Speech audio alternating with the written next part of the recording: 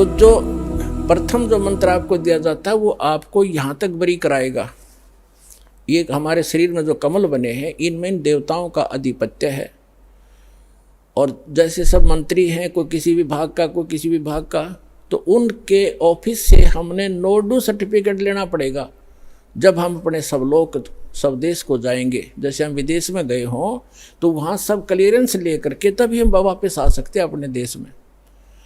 तो इस प्रकार जो आपको प्रथम मंत्र दिया जाता है वो आपको यहाँ तक बरी करेगा। वो इन सभी देवों की साधना है या इनकी पूजा नहीं है।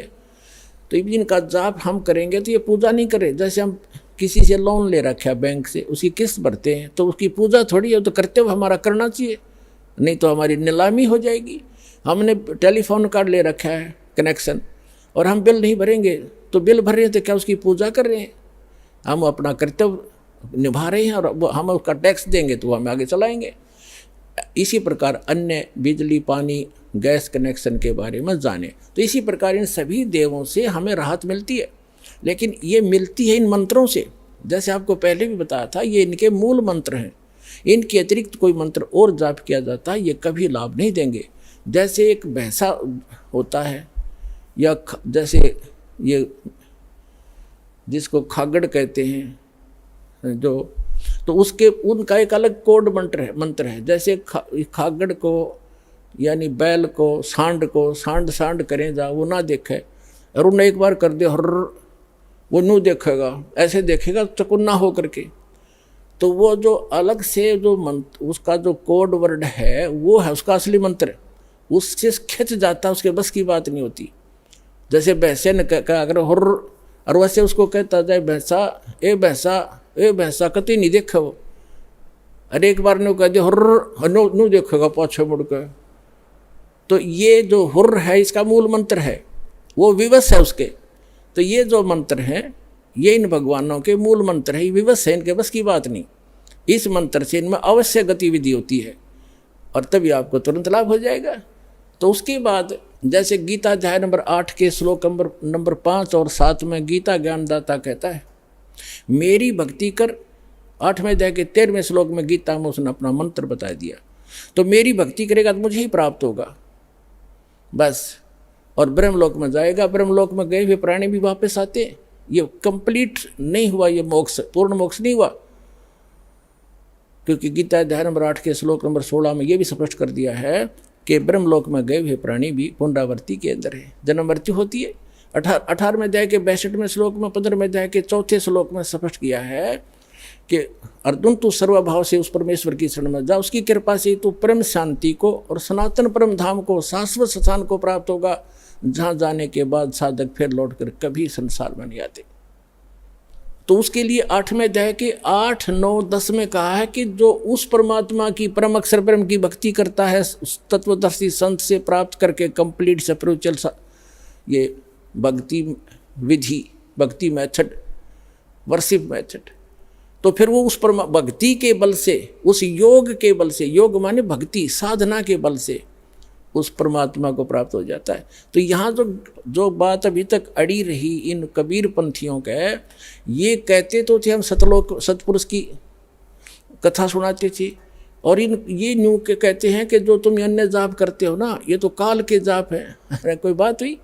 अब जैसे हमने जल निकालना है पृथ्वी से, तो हमारा जल पूज्य है, उसको पाने के लिए जो इंस्ट्रूमेंट, हैंडपंप लगाने के लिए बोकी मारनी है, पाइप लानी है, हैंडपंप लगाना है, तो ये है उसके पाने का एक प्रोसेस है और प्रोसीजर है। ये इंस्ट्रूमेंट है उसको प्राप्त कराने के। ये इनकी पूजा नहीं कर रहे, हम इनको तो प्रयोग कर रहे हैं। तो ये जितने मंत्र हैं ये इन भगवान उस पूज्य वस्तु को पाने के लिए हमारी साधना के शस्त्र हैं। शास्त्र, ये शस्त्र हैं, हमारे मंत्र हैं। तो इसमें जैसे हम वो जैसे पाइप लाए, ये तो समझ लो पाइप लाए हैंडपंप लगाने के लिए, ये तो प्रथम मंत्र की कमाई से आपको लाभ हुआ। फिर बोकी, ये है सतनाम, इस बोकी को मारेंगे नीचे से, फिर बाहर मिट्टी निकालेंगे, फिर मारेंगे, फिर निकालेंगे, और पाइप साथ साथ चलेगी। तो जो सतनाम है ये श्वास उश्वास के 2 मंत्र का है। इस 2 मंत्र के जाप का आपने तब तक साधना करनी है जब, जैसे बोकी का काम उस समय तक है जब तक वो पानी जल तक ना पहुंच जाती पाइप। अब पाइप पहुंच गई जल तक नीचे पृथ्वी में, और यदि उसके ऊपर हैंडपंप नहीं लगाया तो अब पाइप भी व्यर्थ है, नीचे लोअर कर दी वो भी व्यर्थ है।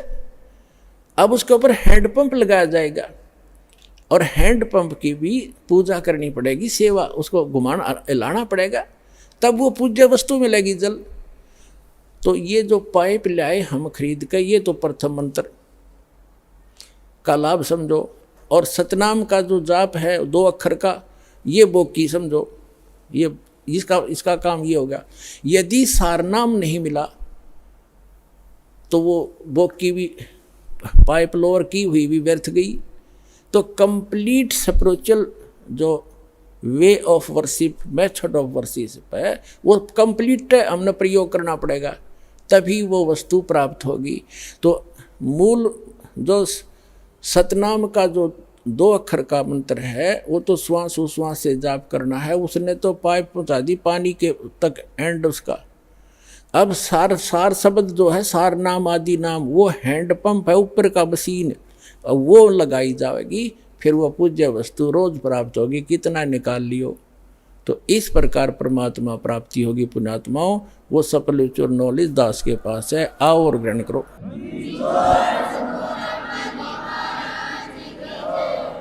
और अन्य पुस्तकों में, बाइबल में, जिसके अंदर 3 होली बुक जिल्द हैं, पवित्र तौरात, पवित्र जबूर और पवित्र इंजिल, उसमें और कुरान शरीफ में और पुराणों में ये कंप्लीट स्पिरिचुअल नॉलेज नहीं है। कंप्लीट स्पिरिचुअल नॉलेज वो सूक्ष्म वेद के अंदर है। जैसे मुसलमान भाई 5 वक्त की नमाज करते हैं और ईसाई भाई प्रार्थना करते हैं और हिंदू भाई नित्यनेम करते हैं, एक गीता का अध्याय कर लिया प्रतिदिन या वेद के 2-4 मंत्र डेली पढ़ लिए, ये तो केवल एक ज्ञान यज्ञ है। 5 यज्ञ होती हैं, एक यज्ञ से भी काम नहीं चलेगा। जैसे मुसलमान भाई क्या करते हैं, एक तो 5 वक्त की नमाज करते हैं या कुरान शरीफ का पाठ करते हैं, ये ज्ञान यज्ञ है। एक वे सजदा करते हैं, ये केवल प्रणाम यज्ञ है। और रोज़ा करना ये किसी शास्त्र में नहीं है। रोजे करना जो जैसे गीता अध्याय नंबर 6 के श्लोक नंबर 16 में लिखा है कि अर्जुन, ये योग न तो अधिक खाने वाले का और न बिल्कुल ना खाने वाले, यानी रोज़ा रखना सुबह से लेकर शाम तक ना खावा, तो उसका ध्यान उस रोटियाँ पर आकर भगवान बना रहता। हमने खूब करके देख रखा है। इस दास ने 25 वर्ष हनुमान जी के व्रत रखे थे, मंगलवार के, बचपन से लगा था, 10-12 वर्ष का। अब सारा दिन व्रत रखना जरूरी, 12 बजे के बाद खाना खाना, तो 12 बजे तक रोटी याद रहा करती। हनुमान जी तो शाम में रोटी खाएं पाछे याद आया करता। खाना खाने के बाद दिल करा करता है हनुमान चालीसा कर लूँ। तो जिसको कोई अभाव है किसी वस्तु का, वो भक्ति नहीं कर सकता। तो इस प्रकार ये जो व्रत हैं ये गीता जी में रिजेक्ट किए हैं कि ना तो घना खाने वाले का और ना बिल्कुल ना खाने वाले का और न ही घना जागने वाले का, लोग दिखा बैठा रहे, और ना ज़्यादा सोने वाले का, ये कभी सफल नहीं होता। इसके लिए क्या बताया है कि प्रथम अंदल संयम राख है, योग युगत सब सतगुरु भाख है। सतगुरु बतावेगा ये सारी योग युक्ति। अंदल संयम करे, खाना खावे अवश्य खावे, इतना भी नहीं खावे दड़ी पक्का खा ले फिर बड़ाई टूटे नींद आवे, और इतना भी नहीं खावे कि आँथ मुछीरें कति कंडेम हो जा शरीर। रोटी खाओ अवश्य खाओ, ज़्यादा नहीं खावे, जीने के लिए खावे, खाने के लिए नहीं जीवे, एक नियम है इसका। कहते सतगुरु बताएंगे ये सब योग युक्ति। अब जो प्रसंग चल रहा है कंप्लीट करते हैं इसको 2 मिनट के अंदर।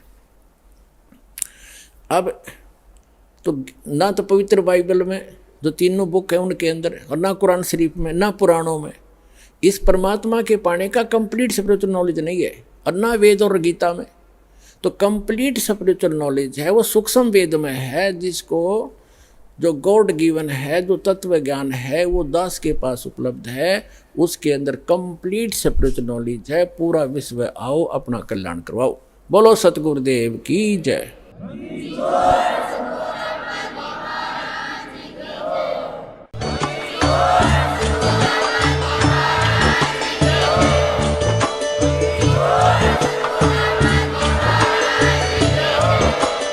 आप सुन रहे थे जगत गुरु तत्वदर्शी संत रामपाल जी महाराज जी के मंगल प्रवचन। अधिक जानकारी के लिए विजिट कीजिए हमारी वेबसाइट www.jagatgururampalji.org।